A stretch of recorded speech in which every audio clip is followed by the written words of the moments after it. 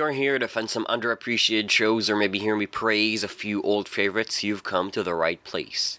This is Restless in Peace, and today we're spotlighting Youjo Senki.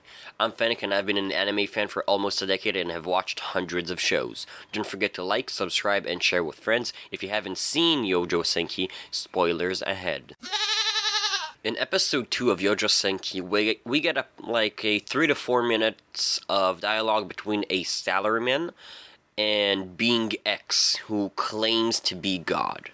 I won't quote the entire scene, but I'll give you a pretty thorough rundown. Moments before the salaryman dies, time stops completely. From raindrops in midair to people to the train that's about to hit our salaryman, everything stops. And Being X starts speaking to our salaryman through the bystanders in the train station. X introduces himself as God, but our salaryman is straightforward and says that he denies the existence of God. And says that if you think about that, if you kind of just think about it, God or the devil are like the only things that could exist beyond our knowledge of the world. And he goes even further to say that if God were to exist, he would never let such absurdity happen. And by absurdity, he is referring to the fact that someone intentionally pushed him in front of the train. He then concludes by saying that if X isn't God, he must be the devil, or at least something similar to him, which is when Being X is officially categorized by our salaryman as Being X. Following some banter, X makes the first of a few interesting claims that we'll be coming back to later. X says, "I am that which returns people to the wheel of reincarnation, initiating rebirth." A bit later, we get the next claim, which is, "Administering 7 billion people is already beyond my capacity. Reincarnating people without faith is a waste of my time." And our salaryman tells Being X that in a world where one's needs are met, there will be no faith. Only the weak, when they're in dire straits, cling to someone. And a salaryman like himself would never do that. So Being X concludes that if he were to reincarnate our salaryman in dire straits, he would discover his faith. Thus, our salaryman is reincarnated in a parallel world that is in the middle of an industrial revolution on the verge of its First World War. And he's reincarnated as a baby girl named Tanya, who was abandoned at a very poor orphanage. Today we're gonna try and figure out what Being X actually is, but first I'd like to start by saying that Being X is a liar. First, let's go for the easiest lie for which we can catch Being X. He claims that administering 7 billion people is already beyond his capacity. Lies. Tanya was reincarnated into a world, and the majority of the story takes place in the years 1925 to 1926 of this other world. Our world's population around that time was roughly around 2 billion worldwide. If we take that as a measuring stick and say this other world has about the same level of population as ours at the time, then we have way exceeded what Being X already claims is beyond his capacity. We're already at 9 billion people, and who knows how many other worlds does Being X have. Next up is when he said that reincarnating people without faith is a waste of his time. Well, we already know that he can stop time, so that shouldn't be an issue. This also explains why he has infinite administrative capacity, unlike he claims. He literally has all the time in the world.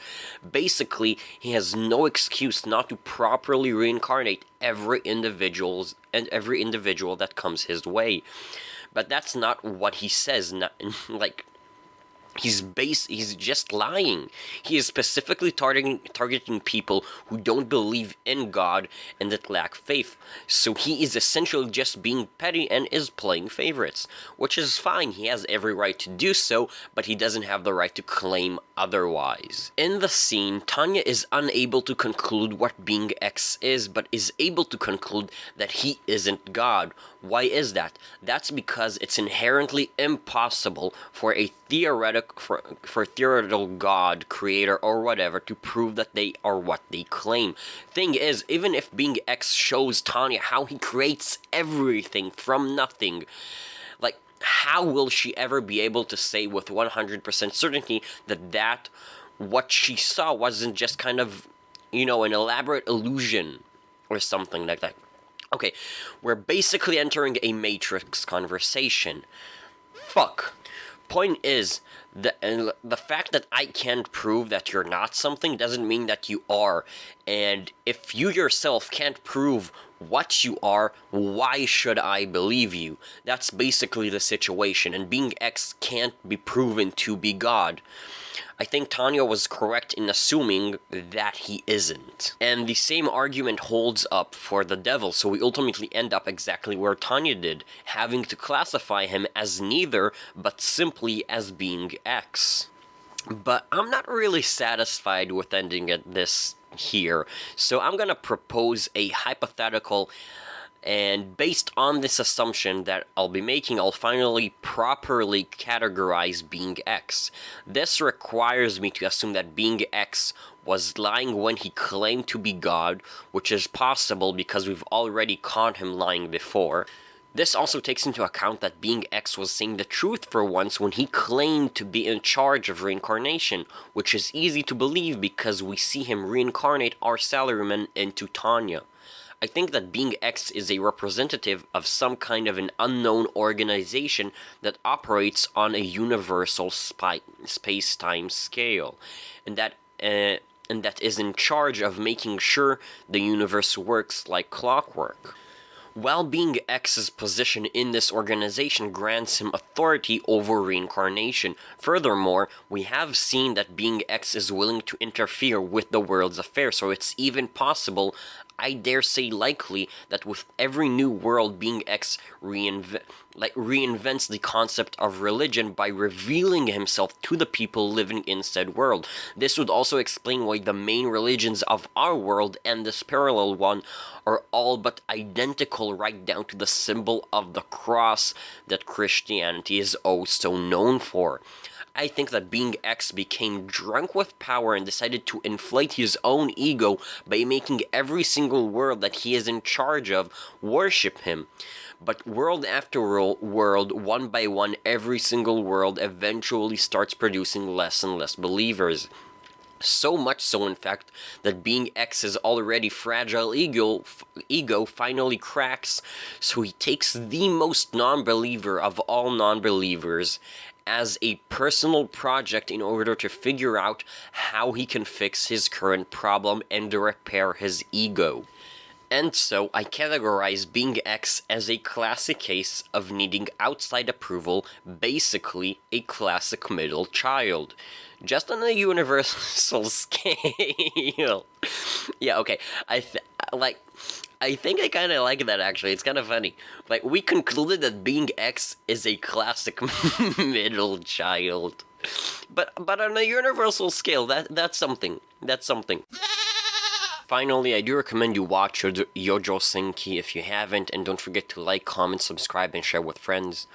Also, some of you might not be aware of this, but this episode actually signals 6 months for the podcast. Really, just half a year is maybe not really an accomplishment for many, but it is for me, and I'm proud of it. Those of you who are on YouTube might not realize that it's been 6 months because the first 9 or so episodes of the podcast are actually not on YouTube, but only on the podcast platforms like Spotify and Apple Podcasts. So I just want to say thank you.